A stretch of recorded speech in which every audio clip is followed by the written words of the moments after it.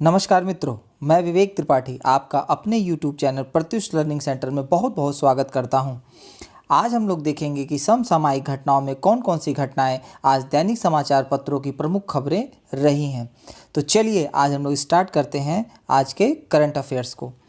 तो पहला पॉइंट है, आयुष संजीवनी एप्लीकेशन का शुभ आरंभ कोविड-19 के उपचार के लिए किसके द्वारा किया गया। तो पहला विकल्प है प्रकाश जावड़ेकर, दूसरा है डॉक्टर हर्षवर्धन, रामनाथ कोविंद और अमित शाह। तो इसका सही उत्तर होगा दोस्तों डॉक्टर हर्षवर्धन के द्वारा इसको प्रारंभ किया गया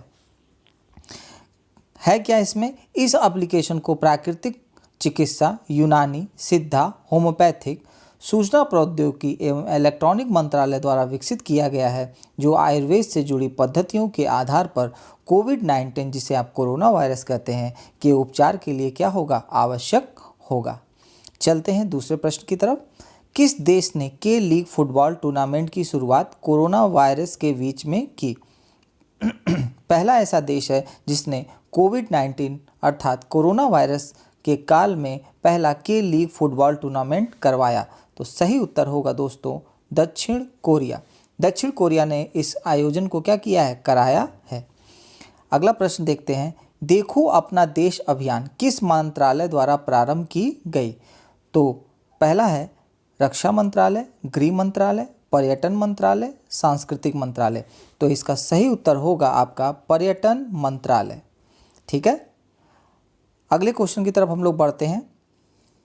चौथे क्वेश्चन की तरफ, हाल में डिजिटल इन इंडिया 2019 रिपोर्ट के द्वारा किसके द्वारा प्रकाशित की गई। विकल्प है DRDO द्वारा, internet and mobile association of India द्वारा, BSNL द्वारा, सूचना एवं प्रसारण मंत्रालय द्वारा। तो दोस्तों इसका सही उत्तर होगा आपका internet and mobile association of India के द्वारा इस रिपोर्ट का क्या किया गया है, प्रसारण किया गया है। अगला क्वेश्चन है, हाल में किस राज्य द्वारा प्रवासी राहत मित्र ऐप लॉन्च किया गया। विकल्प है पश्चिमी बंगाल, उत्तर प्रदेश, गुजरात, दिल्ली। तो दोस्तों इसका सही उत्तर होगा आपका उत्तर प्रदेश। उत्तर प्रदेश ने प्रवासी राहत मित्र ऐप क्या किया है, लॉन्च किया है। अगले क्वेश्चन की तरफ बढ़ते हैं। ICMR आपने पढ़ाई है, ने हाल में किसके साथ समझौता किया। ठीक है ना, अपनी अगला है ऑप्शंस में RBI के साथ, इंडिया पोस्ट के साथ, स्वास्थ्य मंत्रालय के साथ या इनमें से कोई नहीं। तो दोस्तों इसका सही उत्तर होगा इंडिया पोस्ट के साथ, हमारे पोस्ट ऑफिस के साथ इन्होंने क्या किया है, समझौता किया है। अगला प्रश्न है, विश्व प्रवासी पक्षी दिवस कब मनाया जाता है। तो आपको पता ही है इसकी थीम क्या है। तो पहला विकल्प है बर्ड कनेक्ट ओवर बर्ड्स, दूसरा है save birds, birds and environment या इनमें से कोई नहीं। तो दोस्तों इसका सही उत्तर होगा बर्ड्स कनेक्ट ओवर बर्ड्स, इसका थीम है। ठीक है, अगले क्वेश्चन की तरफ बढ़ते हैं, देखते हैं। हाल में धारचूला से लिपुलेख तक लगभग 80 किलोमीटर नई सड़क का उद्घाटन कैलाश मानसरोवर की यात्रा को सुलभ बनाने के लिए किया गया। यह उद्घाटन किसके द्वारा किया गया। तो विकल्प में है नरेंद्र मोदी, दूसरा है राजनाथ सिंह, अमित शाह, नितिन गडकरी। तो सही विकल्प होगा दोस्तों यहाँ पर आपका राजनाथ सिंह। राजनाथ सिंह जी ने इसका क्या किया है, उद्घाटन किया है। इससे क्या होगा कि आपकी मानसरोवर की यात्रा का जो समय है वो क्या हो जाएगा, कम हो जाएगा। अगले प्रश्न की तरफ बढ़ते हैं, 9वें प्रश्न की तरफ। एशियाई अवसंरचना निवेश बैंक ने हाल में किस देश को कोविड-19 से निपटने के लिए $500 मिलियन के ऋण को मंजूरी प्रदान की। तो दोस्तों विकल्प है भारत, पाकिस्तान, बांग्लादेश, श्रीलंका। तो सही विकल्प होगा आपका भारत।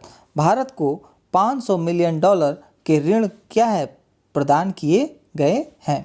अब देखते हैं कि एशिया अवसंरचना निवेश बैंक क्या है। यह है एशियन इंफ्रास्ट्रक्चर इन्वेस्टमेंट बैंक।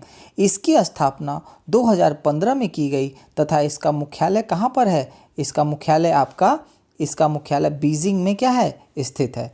ध्यान रखिएगा, इसकी पहले तो इसका फुल फॉर्म एशिया अवसंरचना निवेश बैंक, जिसे इंग्लिश में कहते हैं एशियन इंफ्रास्ट्रक्चर इन्वेस्टमेंट बैंक। दूसरा आपको पॉइंट याद रखने की बात है कि इसकी स्थापना 2015 में की गई। और बाकी पॉइंट है कि इसका मुख्यालय कहाँ पे है, तो इसका मुख्यालय आपका कहाँ पे है, बीजिंग में है। ठीक है, ध्यान रहेगा आप लोगों को। अगला है विश्व प्रवासी पक्षी दिवस कब मनाया गया। तो दोस्तों विकल्प दिया हुआ है 10 मई, 8 मई, 9 मई, 7 मई। तो इसका सही विकल्प होगा 9 मई को विश्व प्रवासी पक्षी दिवस मनाया गया। ठीक है ना, इसका थीम मैंने आपको पहले से बता दिया है, फिर भी आप ध्यान रखिएगा। विश्व प्रवासी पक्षी दिवस 2020 का मुख्य विषय था पक्षी हमारी दुनिया को जोड़ते हैं, बर्ड्स कनेक्ट आवर वर्ल्ड। ठीक है, अगले प्रश्न की तरफ बढ़ते हैं। हाल में जारी एक सर्वे के अनुसार भारत के किस राष्ट्रीय उद्यान में बाघों की संख्या में बढ़ोतरी दर्ज की गई है। तो विकल्प है गिर राष्ट्रीय उद्यान, जिम कॉर्बेट, केवलादेव राष्ट्रीय उद्यान और सुंदरबन राष्ट्रीय उद्यान। तो दोस्तों इसका सही उत्तर होगा सुंदरबन राष्ट्रीय उद्यान में जो बाघों की संख्या में क्या हुई है, बढ़ोतरी देखी गई है। देखते हैं सुंदरबन राष्ट्रीय उद्यानों में बाघों की संख्या 88 से बढ़कर अब क्या हो गई है, 96 हो गई है। ये मोस्ट इम्पॉर्टेंट क्वेश्चन है और ये सुंदरबन के बारे में भी पूछा जा सकता है। अगले प्रश्न की तरफ बढ़ते हैं, 12वें प्रश्न की तरफ। 12वां प्रश्न आता है, संयुक्त राष्ट्र ने वैश्विक मानवीय प्रतिक्रिया योजना के तहत कमज़ोर देशों के लिए सहायता राशि $2 बिलियन से बढ़ाकर कितना कर दिया है। तो दोस्तों विकल्प है 5.7 billion dollar, 6.7 billion dollar, 8.1 billion dollar, 4 million dollar. तो दोस्तों इसका सही उत्तर होगा 6.7 बिलियन डॉलर कर दिया गया है। अब यहाँ पर देखने लायक जो आपके प्रश्न हैं, जैसे हम लोग पिछले कक्षाओं में पढ़ते आए हैं, संयुक्त राष्ट्र संघ की स्थापना 24 अक्टूबर 1945 को हुई, जिसका मुख्यालय न्यूयॉर्क में क्या है, अवस्थित है। संयुक्त राष्ट्र संघ में आधिकारिक तौर पर 6 भाषाएं बोली जाती हैं, अरबी, चीनी, अंग्रेज़ी, फ्रेंच, रशियन, स्पेनिश। ये भी मैंने आपको बताया था, आपको ध्यान रहना चाहिए। अगले प्रश्न की तरफ बढ़ते हैं, 13वें प्रश्न की तरफ। भारत के किस पड़ोसी देश को विश्व बैंक ने कोविड-19 से लड़ने के लिए $400 मिलियन की सहायता को मंजूरी दी। तो विकल्प आपका है अफगानिस्तान, बांग्लादेश, नेपाल, पाकिस्तान। तो दोस्तों इसका सही उत्तर होगा अफगानिस्तान। अफगानिस्तान ही वह देश है जिसको विश्व बैंक ने कोविड-19 से लड़ने के लिए $400 मिलियन की सहायता राशि क्या की है, प्रदान की है। अगला प्रश्न है, अफ्रीकन स्वाइन फ्लू एक तरह से बुखार का प्रकार है, हाल में भारत का कौन सा राज्य इससे प्रभावित हुआ। तो दोस्तों विकल्प है केरल, मणिपुर, मेघालय, असम। 4 विकल्प हैं, केरल, मणिपुर, मेघालय, असम। तो सही उत्तर होगा इसका आपका दोस्तों असम। असम राज्य ही क्या था, इस बीमारी से क्या था, प्रभावित हुआ था। अगला प्रश्न है, 2021 में भारत की विकास दर कितना प्रतिशत रहने की अनुमान मूडीज़ जो एक क्रेडिट रेटिंग एजेंसी है ने लगाया है। आपको मैं बताया था मूडीज़, केयर, ठीक है ना, ये सब क्या है, क्रेडिट रेटिंग एजेंसियां हैं। तो इन्होंने अपने अनुमान में ये कहा कि 2020 में भारत की जो वार्षिक वृद्धि दर है, जो वार्षिक वृद्धि दर है वो कितने प्रतिशत रहेगी, 0% रहेगी। तो सही उत्तर क्या होगा आपका, 0%। अगला प्रश्न है, हाल में किसे मेलबर्न क्रिकेट क्लब का अध्यक्ष चुना गया। तो ऑप्शन आते हैं आपके सामने, Kumar Sangakkara, Sachin Tendulkar, Ricky Ponting, Chris Gayle. तो दोस्तों इसका सही उत्तर होगा कुमार संगकारा को क्या किया गया है, मेलबर्न क्रिकेट क्लब का अध्यक्ष चुना गया। अगला प्रश्न है, किस राज्य सरकार ने हाल में अपने यहाँ पान मसाले पर 1 वर्ष का प्रतिबंध लगा दिया। तो दोस्तों विकल्प है छत्तीसगढ़, झारखंड, उत्तर प्रदेश, गुजरात। तो इसका सही उत्तर होगा, आप लोग भी बोलिए, झारखंड। झारखंड ही वो राज्य है जिसने अपने यहाँ 1 वर्ष के लिए पान और गुटखे पर क्या कर दिया है, प्रतिबंध लगा दिया है। अगला है, संजीवनी वाहन हाल में किस राज्य सरकार द्वारा विकसित किया गया? तो ये दोस्तों सही उत्तर होगा मध्य प्रदेश सरकार के द्वारा इस वाहन को क्या किया गया है? विकसित किया गया है। अगला प्रश्न है, हाल में टाटा पावर ने भारत सरकार के किस मंत्रालय के साथ 37 हवाई अड्डों के आधुनिकीकरण के लिए समझौता किया? ये दोस्तों बहुत ही इम्पॉर्टेंट क्वेश्चन है, ये मोस्ट इम्पॉर्टेंट क्वेश्चन आपका बनता है। ठीक है, तो आपको इस चीज़ को क्या करना है? ध्यान रखना है कि ये आपका क्या है? मोस्ट इम्पॉर्टेंट क्वेश्चन है।